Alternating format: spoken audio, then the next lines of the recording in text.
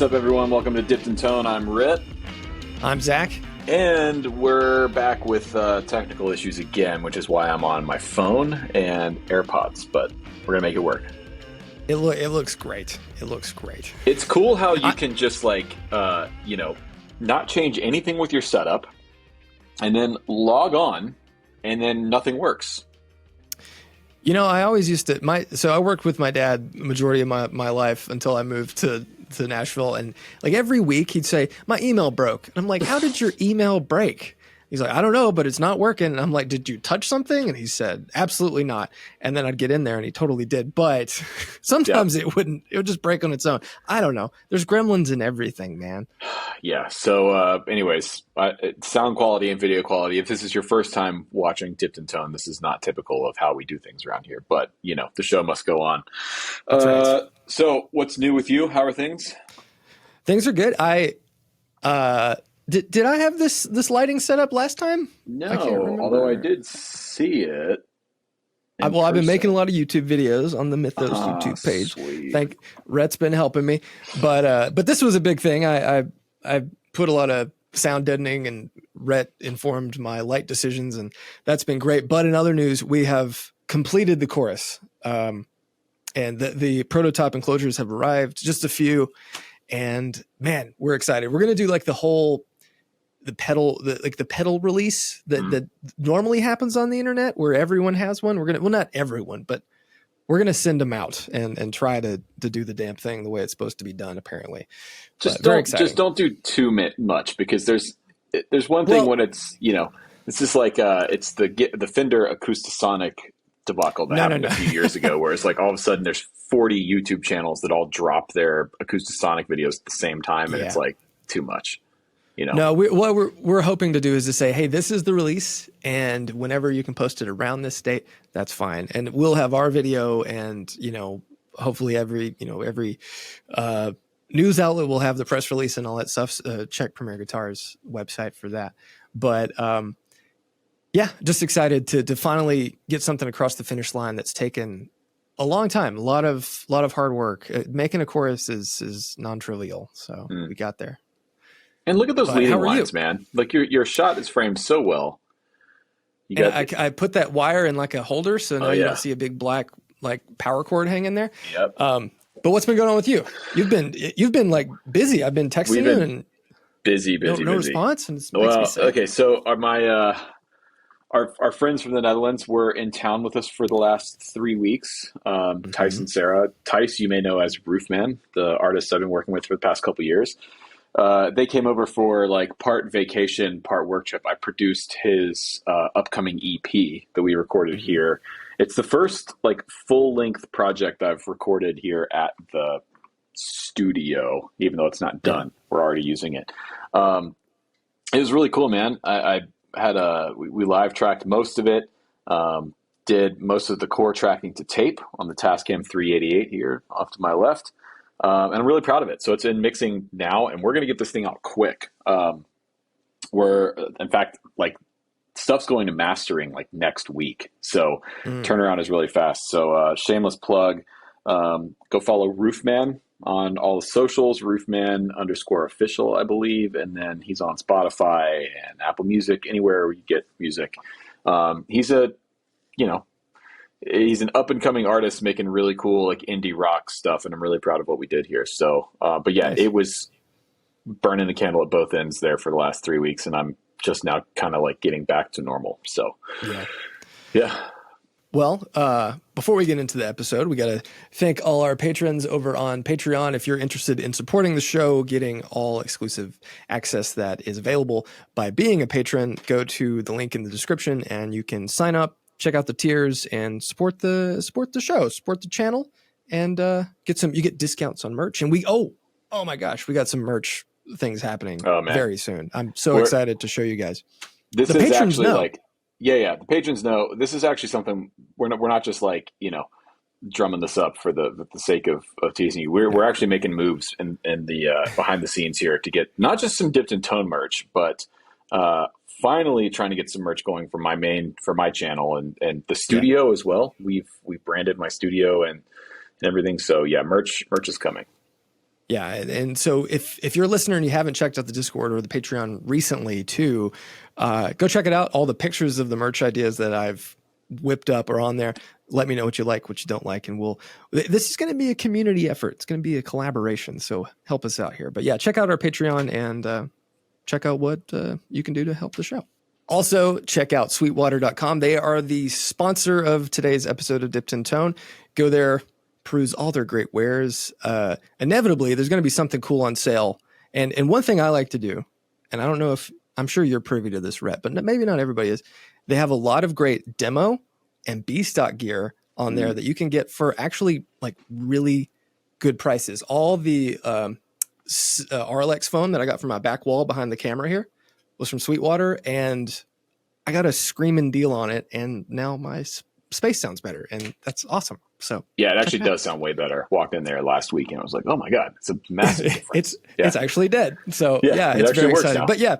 But check out sweetwater.com, link in the description, and see what you can get for your space. All right. We got a really special guest today. The one and only Warren Haynes is joining us. And this is another one. We've been having moments like this here on Dipped in Tone recently, which is like, how did we get here? How are we talking to this person? Because Warren Haynes, as you'll hear in a second, has been a massive influence on me from basically when I started playing guitar. So really excited. Without any further ado, here's our chat with Warren Haynes. Warren, what's up, man? How's everybody doing?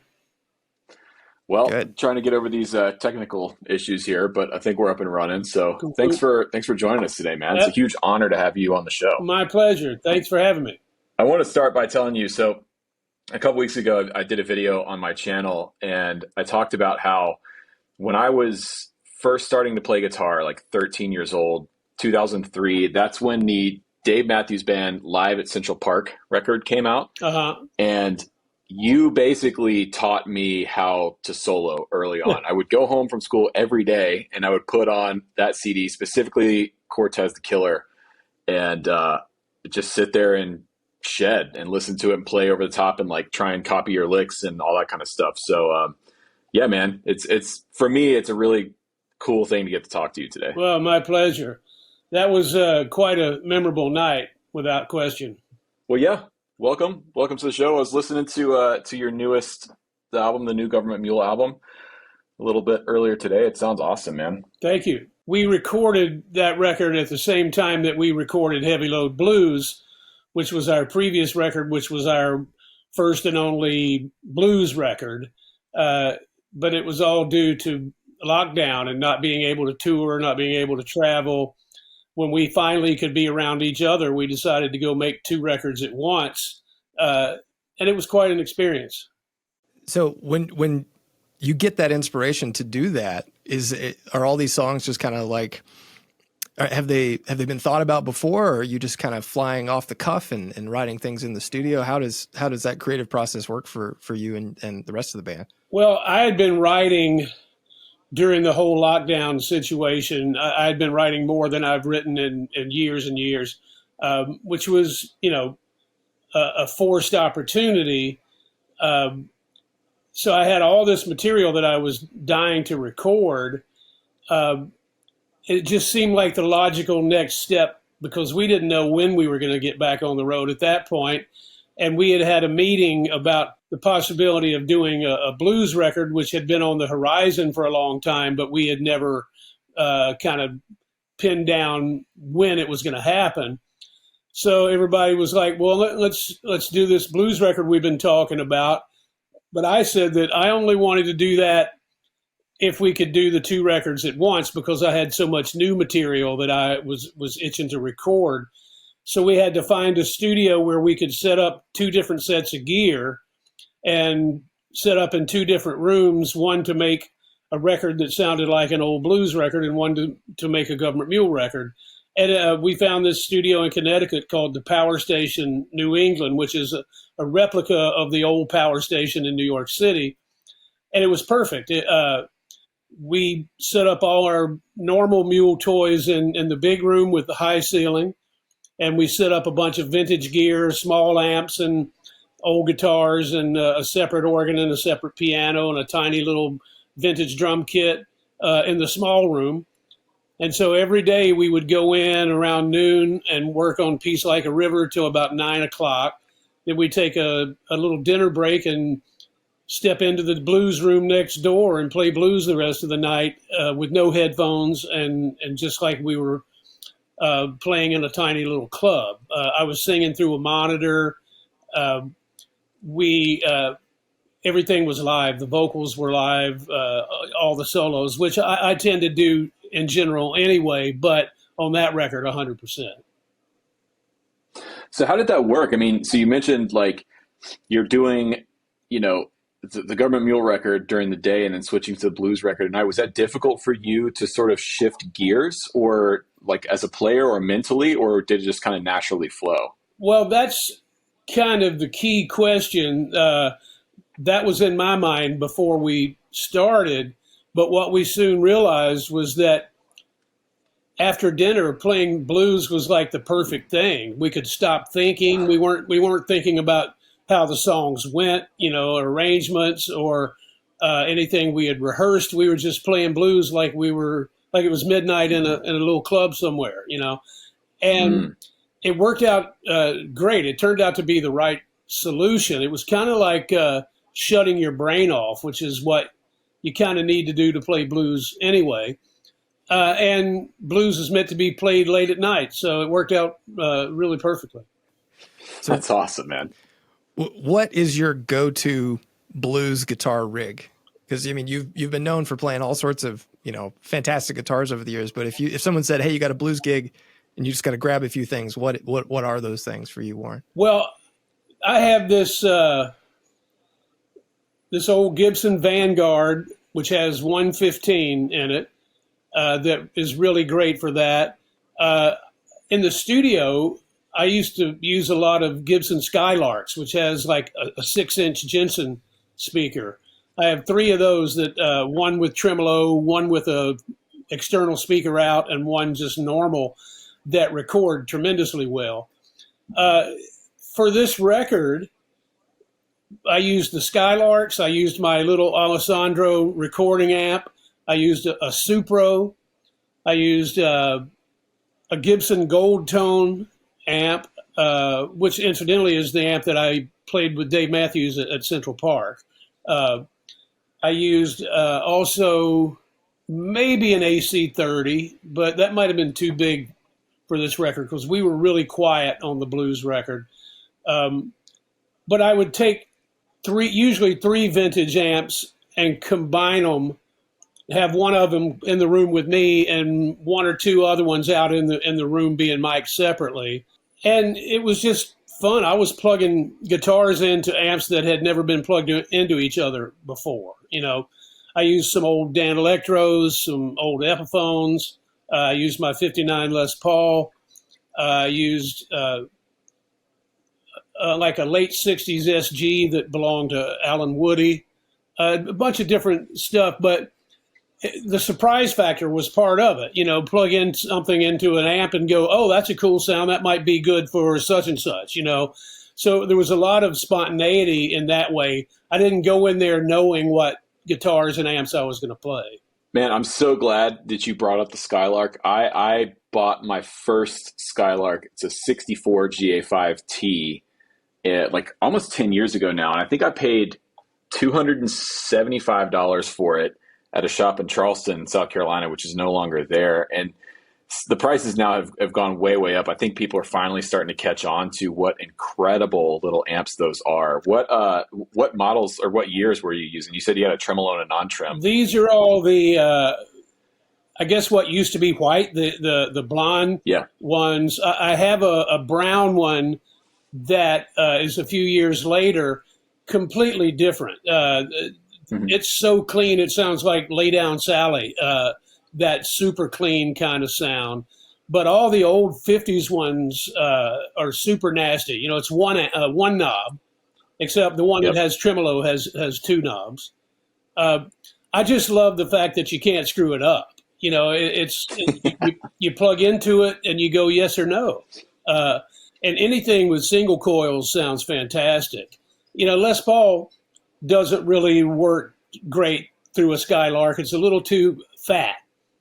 But I've been working on a version with Gibson. I'm not sure if I'm even supposed to talk about it, but we've been working on a version that will also accommodate a Les Paul. Man, we got the scoop here. Yeah, that's. Anything more you want to tell us about that you think you might be allowed to tell us? Because that's really interesting. Well, hopefully in the next few months, there's going to be a couple. There's a signature amp that we're working on, and there's also some old reissues that we've been kind of putting our heads together about, because Gibson loves the fact that I use those old Gibson amps, because I really love recording with old Gibson amps. And I've been encouraging them to bring back a lot of that stuff. The Falcon, the Skylark, all those amps have a cool thing. I completely agree. What, in your opinion, why do you think those old Gibsons, specifically the smaller amps, record so well? I don't know. They were just doing things right back then. Everything that those guys put together back then, the people behind it had so much knowledge. And of course, some of it they were flying by the seat of their pants. A lot of it was experimental, but they knew what they were doing. And it's, a lot of people say it's the materials, and the materials do have some to do with it, quite a bit, I would say. And the reissues that we're working on now are using fantastic materials where they're going to sound like the old amps. But, that was just such a special era. Stuff had not gotten loud yet, and so everything was designed to be captured at a low volume, which meant old ribbon mics and stuff could pick it up without too much of an issue. It's something about the mics being made at that time, the guitars plugged into the amps being made at that time. The combinations were just fantastic. I think that there's people tend to forget how long Gibson had been making amplifiers, because they'd been making so many electric instruments for so long, well before Fender. And when Fender came in, they kept trying to make things louder and cleaner. And Gibson, for the most part, kind of stayed along the same path. And a lot of those amps, even well into the later era of the original stuff, was really aggressive. And they do break up and have just a really musical amount of overdrive that some of those Fenders just don't have at all. Yeah, and I think that the quest to make things cleaner is really what screwed everything up. Yeah, because those old players back then, they could get cleaner by turning the volume down, and it was cool. It still had some grit, but when you tried to make the all the way up sound clean, then you had no headroom. You had nowhere to go. That's kind of been a problem throughout rock history, if that's what we're talking about. Whenever they tried to make something cleaner, they always screwed it up. Yeah. If we can circle back a little bit to the Central Park gig, can you talk to us a little bit about the art of sitting in, whether it's from just joining someone else's band or hosting that sort of situation? Can you talk about what it takes to do that effectively? Well, that's a perfect example. I was on tour at that time, and David called and wanted to know if I was going to be in New York, and I said, no, but I have a day off that day. I'll just fly in. So I flew in for the occasion. We didn't really have time to rehearse, so to speak, and we didn't know in advance what we were going to play. So literally at our tiny little sound check rehearsal that we had, he said, you do Cortez, right? And I said, yeah. And he said, I've been doing it recently too. You want to do that? And I was like, sure. So we talked about who would take what lines vocally, and we just winged it. That was the first time we had ever played it. There was no arrangement. We were just following each other in front of 100,000 people. And it was fantastic. It was really magical. in a way that we've done tons of versions, but it would be hard to top that first one because it was literally us navigating uncharted waters.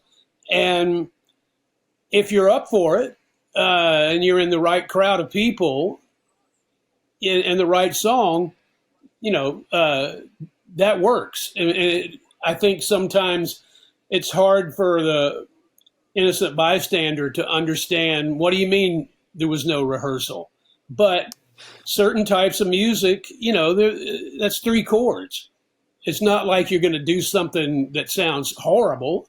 It's just make it as musical as possible. And that's all about everybody listening and paying attention to each other and there being some chemistry and mutual respect, That's so cool to hear you say that, man. I cannot describe like what an impact that particular performance of that song has had on me. I literally have listened to that hundreds and hundreds of times. And I went back and listened to it again for the first time in a few years, a few weeks ago. And it's like, I still remember every single vocal line and parts of your solo that I transcribed as a kid. Like there's certain licks and things that you did and that have stuck with me in my playing that I still do, 20 years later. And so, yeah, it's crazy to hear that it was like just sort of a happenstance kind of, hey, you want to come sit in? And, oh yeah, you do Cortez. Okay, cool. We'll just do that. And, you might not have known it, but it has had a massive impact on plenty of players out there today. Well, that's really cool. And I love the organic quality of that because I think it's even cooler that what we're talking about is how those moments come about. And they're usually in a way that's pretty different from what people might expect.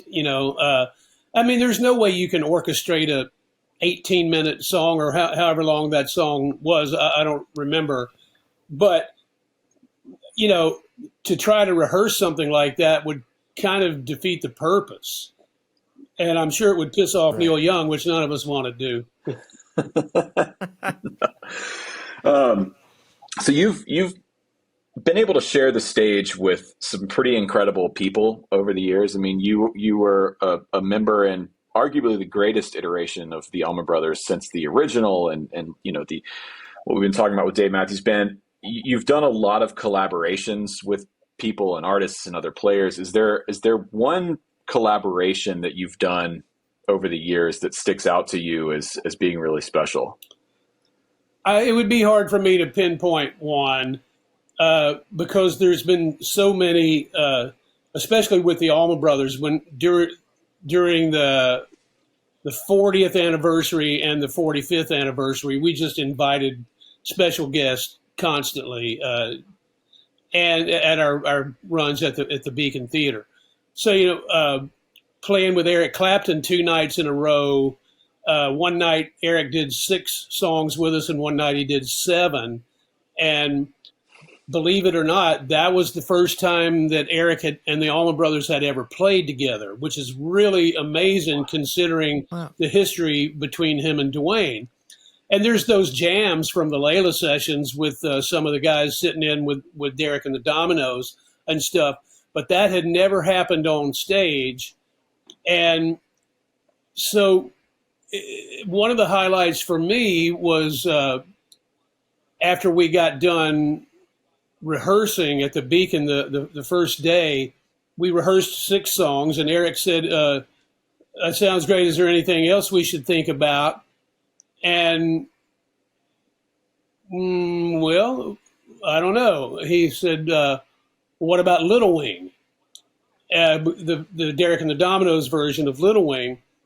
And we were like, well, we didn't rehearse it, but I think we know it. We could probably do it. Let's try it. And so we rehearsed Little Wing with no preparation. And then we played it. And it had that loose quality that the Derek and the Dominoes record had. I was just watching Eric for his vocal phrasing. I was singing the Bobby Whitlock part and just watching him and trying to sing a few milliseconds behind him because I didn't know what he was going to sing. I knew what was on the record, or at least partially. And so that was a huge thrill for me. and there were so many during that time period,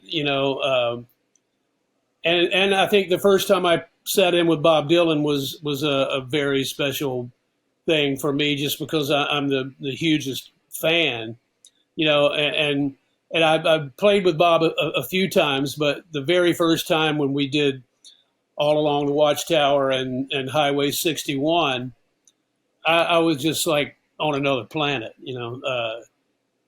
but I have such fond memories of all those Beacon shows that we did with special guests. And of course, John Paul Jones playing with Gov't Mule was fantastic. We did a bunch of stuff unrehearsed, and it was amazing. I could go on all night because I've been so lucky to have had these opportunities to play with so many people that I love and that I grew up listening to. And that's all due to my being in the Allman Brothers. That opened every door imaginable, That's amazing. Can you talk about playing with Dylan a little bit? I know someone who's played with him relatively recently, and I heard some stories about, how you really have to be on your toes playing with Bob Dylan. Was that your experience? What was it like? Well, I was planning on being on my toes anyway, just because I was nervous, as possible, playing with Dylan, one of the guys, maybe Charlie Sexton, one of them said to me, "Now look, Bob's going to look at you when it's time to solo, start soloing, and then he's going to play with you, but don't get spooked. That doesn't mean he wants you to stop. He just wants to play along with you." I'm like, okay, and that's exactly what happened. He gave me the nod. I started soloing, and he got right up in my face and was like soloing with me at the same time. And I was just like, wow, this is like surreal. But it was amazing. It was what those moments are supposed to be. The really uncanny thing for me was that we were at the Meadowlands in New Jersey, and it was sold out, and there's 20,000 people. And as I walked out on stage, Bob comes up to me to show me how All Along the Watchtower goes, just in case I don't know. And I was like, part of me was just thinking, is this a test or a joke? Like if I don't know All Along the Watchtower, what am I doing here? But it was even if he was trying to see my reaction, whatever it was really a sweet gesture in the way that, just in case you never heard this song before, this is how it goes. When those opportunities have presented themselves to you and you get the chance to do that, do you still have butterflies and that sort of the nerves that you still have to get over right before you're about to go perform? Yeah, I don't think that ever goes away. You get used to it. And I think it's good. I think it's like an athlete, about to go on the field for a game. There's this anxious energy that motivates you that without it, I don't think you would be in the right headspace, really. Sometimes I wish it was the amps down a little bit, but for the most part, I think it's a necessary thing. I imagine there's been some times too in those situations where you've kind of gotten, thrown in last minute or something where you might not have really known the song or something happens spontaneously and a song gets called that you don't really know. What do you do in that kind of situation? The only thing you can do really, and it's the right thing, is to just kind of lay out and play really simple things that hopefully are adding to the overall picture, because you have to bear in mind, even though in your own mind, there might be some pressure for you to be doing something impressive every moment. If you're sitting in with another band, they got it covered. They can do it without you. So, you don't have to worry about playing all the chords. You don't have to worry about really playing any chords if you don't feel like it. A lot of times I'm just kind of trying to find something that fits and stay out of everybody's way. So I usually spend the first minute or so listening to what everybody else is playing, because even if it's a song I know, I might not know the way they're currently approaching it, and they may be playing it now in a way that is a little more cluttered up, and I don't want to get in the way of that, so a lot of time listening and figuring out where to fit in. And really the most important thing to remember is that the song's going to be fine without your part. So there's no reason to feel like you have to do anything. When it comes time to solo, that's a little bit different of a different story. But even then, I'm waiting. I play something, then I'm waiting to see how the drummer responds, and then I'll play something else, and I'm waiting to see who else responds to that, because that's my favorite way of improvising. I've said this a lot, and I'm sure some people are kind of like taken aback by it, but my favorite band of all time is the Miles Davis Quintet with Herbie Hancock and Wayne Shorter and Tony Williams and Ron Carter, which is odd for a guitar player because they didn't have guitar. But the ultimate improv to me is that band. When you hear one musician play something and then take a breath and see what somebody else is going to play in the space, and that's how they know what they're going to play next. Nobody knows what they're going to do until they listen to how someone responds to what they just did. That's my favorite way of approaching improv, and I think once you kind of get bitten by that bug, you'd never go back. I think you bring up a really interesting point that you said, an odd thing for a guitar player to love Miles Davis Quintet. I don't think it's that odd at all, and especially someone. No, I don't mean it's odd. I don't mean it's odd to love it. I mean to say that it's your favorite band might be a little weird, and that's today, maybe not tomorrow. Well, yeah, no, it's a revolving door. But so, who's are you listening to? Like, who have been your biggest influences? Maybe even outside of guitar. You mentioned Miles Davis and the Miles Davis Quintet, but who else were you listening to coming up, or even now? Who's really inspiring you musically? Well, I started singing before I started playing guitar, so I was drawn to singers first. When I was really young, James Brown was my first hero. But then, thanks to my two older brothers, we had tons of soul music in the house. Four Tops, The Temptations, Sam and Dave, Otis Redding, Wilson Pickett, Aretha Franklin, Stevie Wonder. And then my oldest brother bought a Sly and the Family Stone record, and that kind of changed everything. And then next stop was Jimi Hendrix.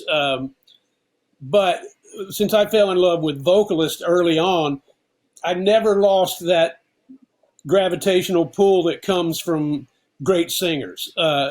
I'm really influenced by singers in every genre that I think are masterful, and not just influencing my singing, but my guitar playing as well, and my sense of space and phrasing. And some of it's because singers have to take a breath. Guitar players don't have to take a breath, but you should take a breath. You should take that cue from a great singer. So all my favorite guitar players are guitar players that sound like they're singing through their instrument, or in a lot of cases who actually are good singers as well. Because punctuation in space is really the key.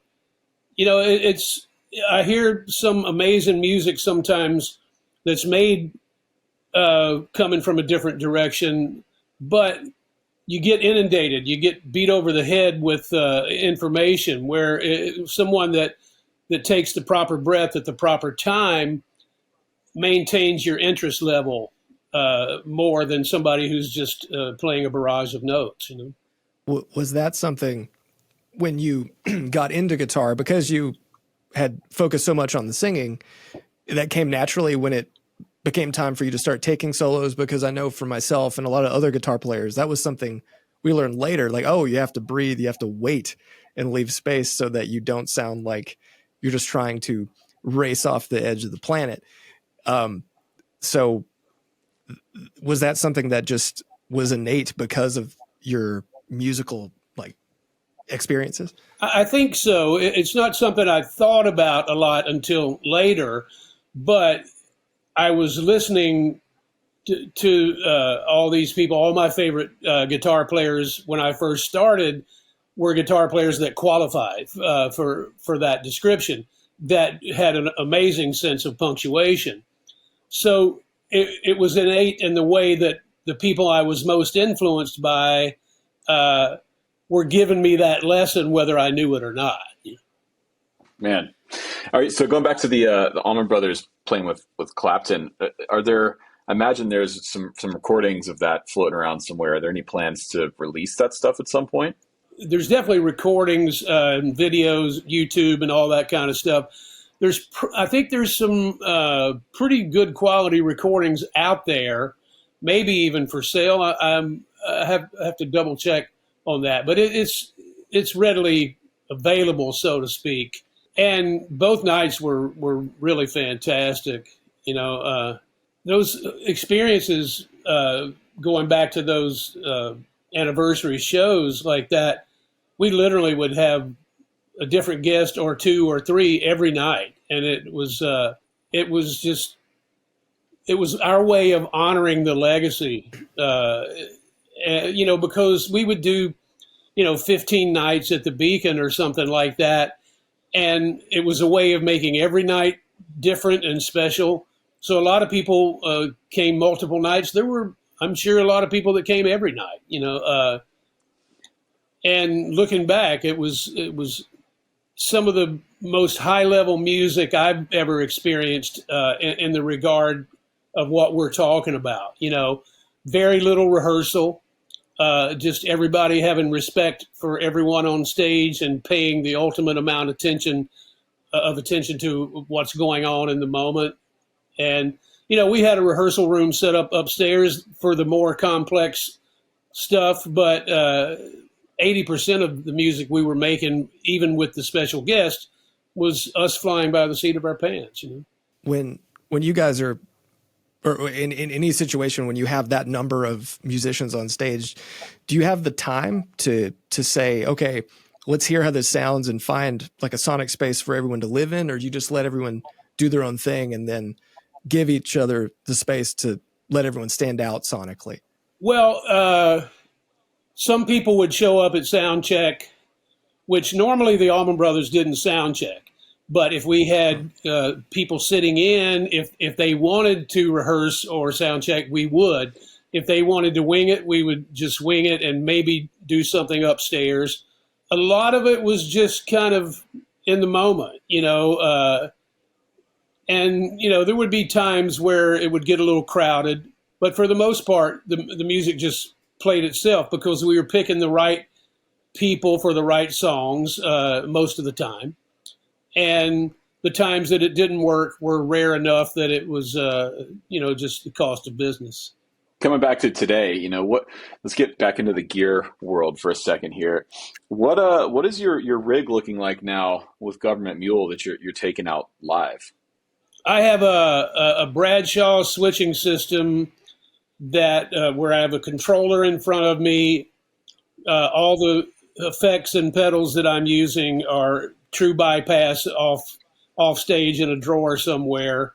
I'm splitting the rig between two different amps, both that are powering 412 cabinets.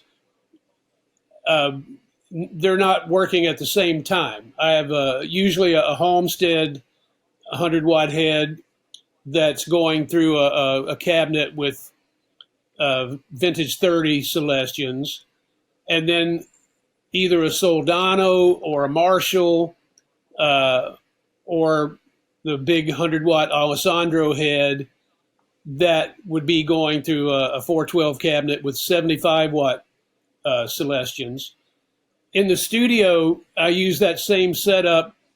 The Homestead could also be a Diaz. It could also be a Vox AC30. The dirtier head, if we call it that, could be in any of several old Marshalls.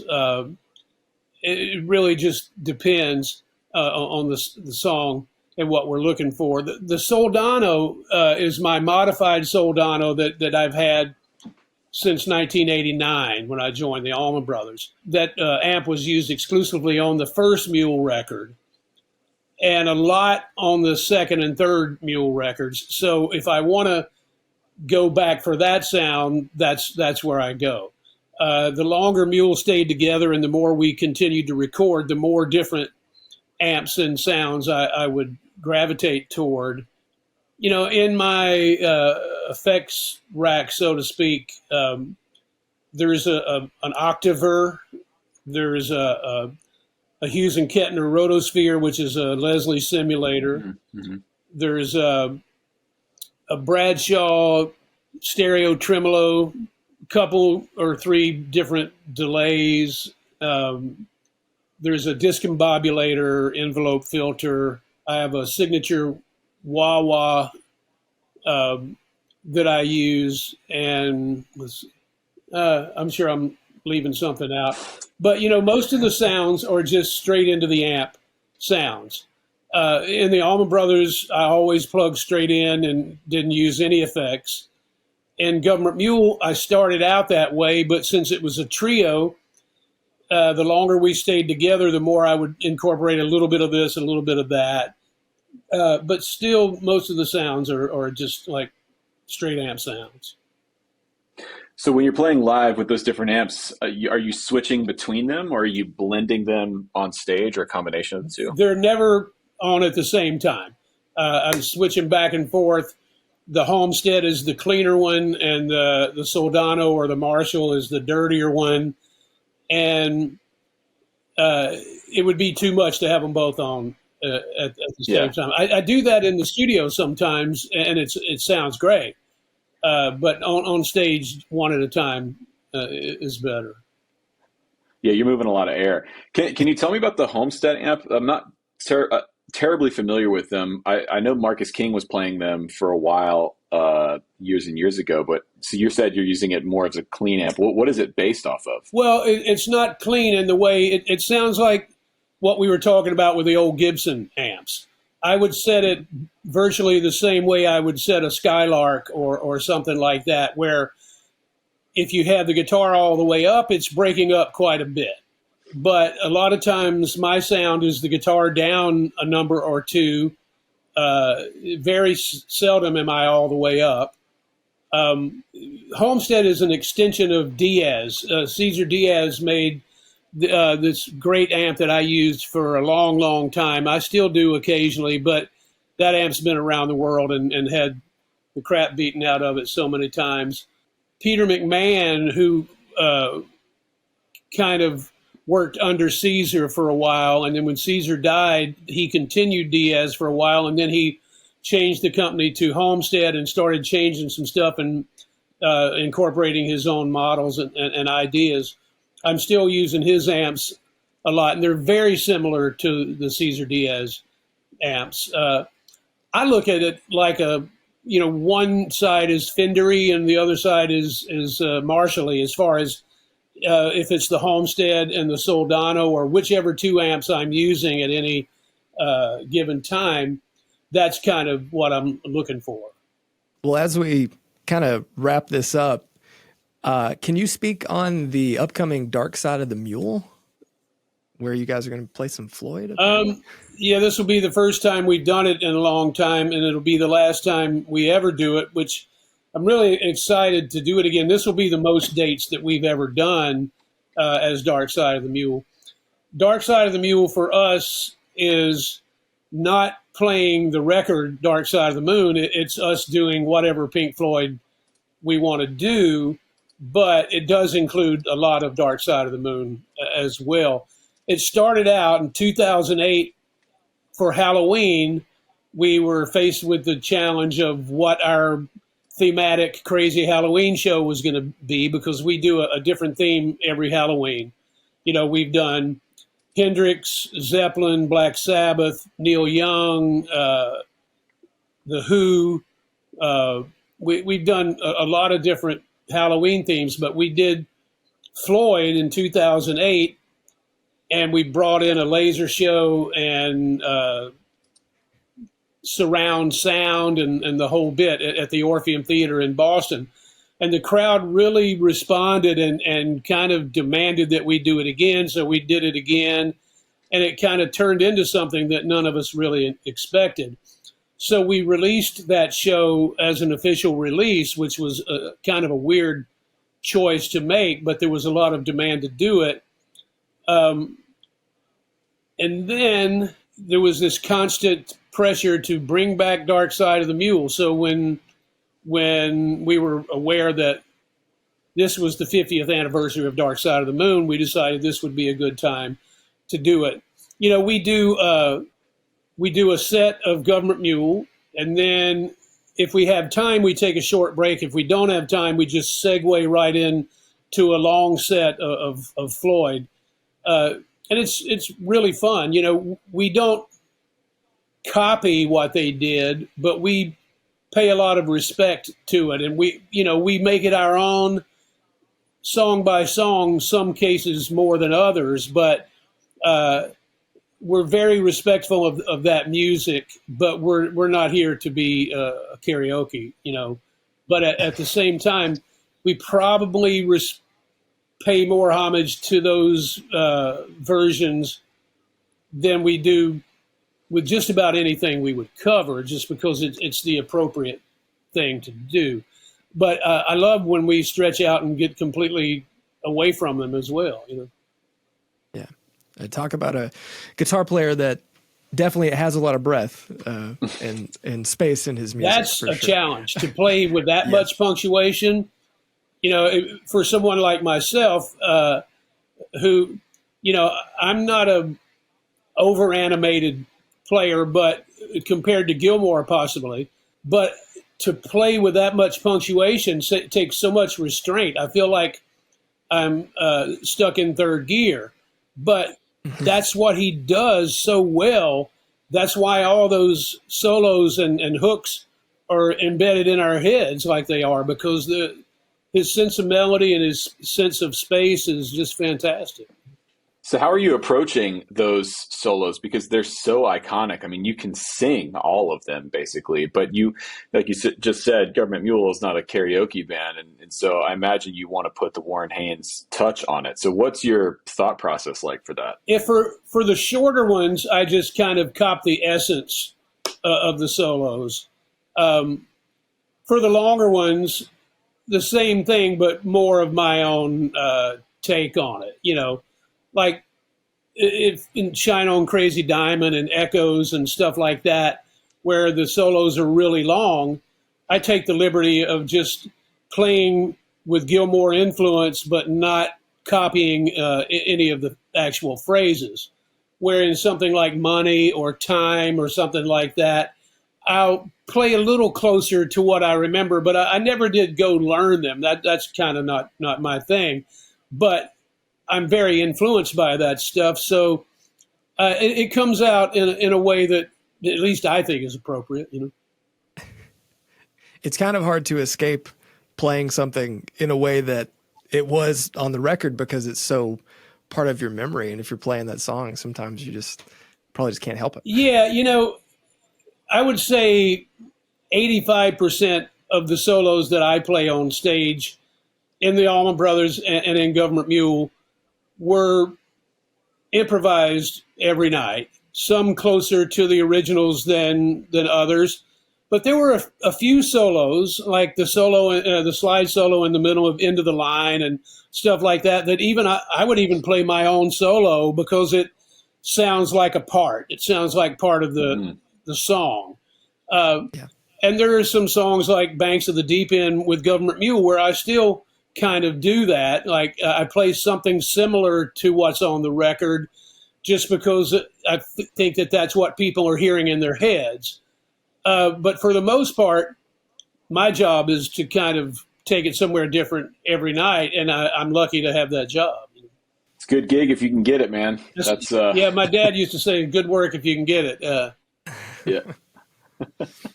Awesome. Well, Warren, thank you so much for joining us today, man. Like I said, it really is an honor to get to talk to you and to have you on the show. We'll have links to Dark Side of the Mule and the Gov't Mule's tour dates coming up down in the description box and in the show notes here. So yeah, thanks so much, man. My pleasure. I enjoyed it. Thanks, Warren. Man, that was something. I've always known he's a nice guy, for sure. But just the amount of work that this guy has put in and all the amazing things he's done and the people he's played with it's incredible. It's so remarkable. He basically has a guitar player's dream gig. Like what more could you ask for? Playing the Allman Brothers, Gov't Mule, Bob Dylan, sitting in with every great artist of our generation. I mean, it's like, what more could you ask for?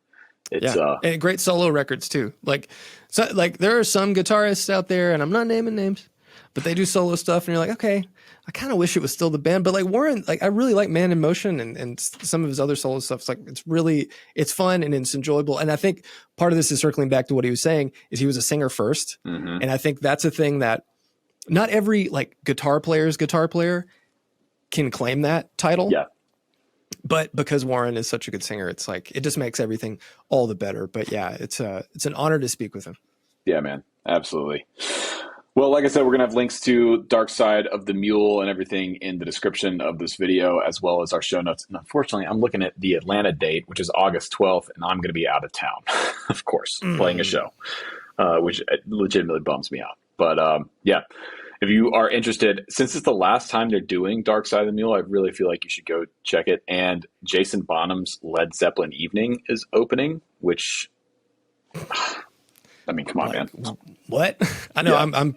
If they're coming close to me, I'll try to make it. I don't go to much like live music these days because parent and all that. But yeah. That sounds like a whale of a good time. All right, chill. I got one. Okay, you go first because I have to move to get mine. All right, mine is the Dymo Organizer Express label maker. Okay, this is one of those old school like label makers. I don't know, what do you call that? This it makes these types of labels here. It's like a punch sort of. Yeah. I years ago I decided to take the Casey Neistat approach of just labeling everything because of my ADHD. It just makes things better. And all my hard drives I name after Star Wars characters. So this is Darth Tyrannus.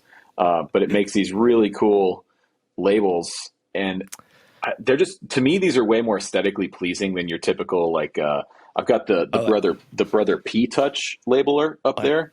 Yeah, that just looks so like sterile. And there it lame. Goes like that. Yeah. Not cool. This is cool. I love Dymo label makers. I love them so much. This is a Dymo, but it's like a printer, and this sticks a lot better. But there is something about seeing that on something that it can be just a box, like just an aluminum box, and you put a Dymo label on it, and you're like, oh shit, that looks pretty cool. Yeah, it looks rad, man. It looks rad, and they're cheap. This was like, I don't know, $10 on Amazon with a couple of rolls of the tape. And if it's not sticking, they do break, but just get another one. It's way cheaper than the electronic ones. It looks way cooler, and they'll stick to stuff. I mean, this thing has not come off of this hard drive, since I put it on there like 2 years ago. I'm used to my Dymo labels on all of my parts drawers, which that have lived out in heat. And there's nothing more frustrating than walking out to like all your like capacitors and resistors, and they're in order and they're labeled, and then all the labels have fallen off, and you're like, oh shit. Yeah, that's lame. Where's all this stuff? On the plus side, it looks like something from Star Trek, like a phaser or something. It totally looks like a phaser of some sort. Yes. Yeah. And I love that. Yeah. And it's cool, man. I just have it laying around here, and I just put labels on everything because I can. So it's great. Yeah. You're just going to start labeling everything in the house, like Rhett's fork. Yeah. My mug. Door. The bathroom. So my shill, I've been sneaking this into stuff, and I'm just going to share it. So I got this guitar. I'm going to scoot back so we can fit it into frame here. I got this guitar a while back. So some of you remember I got a 73 Les Paul Deluxe that had been modded when I went to do the JHS show in the Firebird. And like, that was a cool guitar, but I don't know, you know, it's a 70s Les Paul. It was, you know, it was neat, but I wasn't in love with it. And so I thought I'm going to throw it up on Craigslist and all the spaces and see what, you know, someone would trade me. And a guy sent me a message and sent a picture of this. And I was like, what's that? And he said, it's some like 54 reissue from the demo shop. And I said, well, that's a 54 reissue, but okay, bring it by. And he loved that the guitar, the 73 Les Paul was like both his guitar teacher's guitar. And he had a really distinct memory of them. It was very important to him, and he loved it. And so we just did a swap for this. And this is actually a 58 reissue, but with a wrap tail. Nice. And I was like, I mean, you guys know I love wrap tail Les Pauls. And I put, these are the Seymour Duncan Antiquity JB and Jazz pickups in it. So it rips through the Soldano. Nice. It's so awesome. But he said, not to share it. He got it for a really good deal. He was like, don't share it for a while. And I didn't, but I want to use it. So yeah, here it is. It's not a problem. I'm not going to get rid of it because it's cool. And you guys know I like these sort of Les Pauls. So that's my third custom shop that I have currently. That is a good one. Nice. It's cool. It's a 2022. So it's the neck's not too unwieldy, you know? Yeah. I feel like they've gotten that better in the last couple of years with like the R8s and stuff specifically. Totally, the R9s, how not having the massive baseball bat necks, because the originals weren't that big, you know? So no, I think that's the most shocking thing about vintage guitars is the necks are way smaller than most people think. But nice. Yeah. So before we go, thanks again to our patrons over on Patreon. We appreciate all you guys for supporting the channel. And if you want to learn about it, go look at the link in the descriptions and check out all the tiers for yourself. And thank you to Sweetwater for sponsoring us today. Links are in the description. Check out sweetwater.com for basically anything you need, guitar related, music related, production related. Now, even I will say they're getting into the content creation space, which for me is really exciting because you can get, you know, all kinds of stuff you need to, you know, maybe this is an episode we need to do actually for a lot of guitar players that are wanting to get into, you know, posting themselves making on Reels or TikTok or any of that kind of stuff. It can be kind of an intimidating world, the video production side, and melding audio and video together and getting things to sync up and look good and sound good for your social media stuff. Sweetwater is doing all that stuff now as well. So thanks to them for sponsoring today's episode. Links are in the description. And thank you guys for watching. Please subscribe, hit the bell, be notified whenever we're posting new episodes, and give this episode a thumbs up. Really appreciate it. Thanks, everybody. See y'all.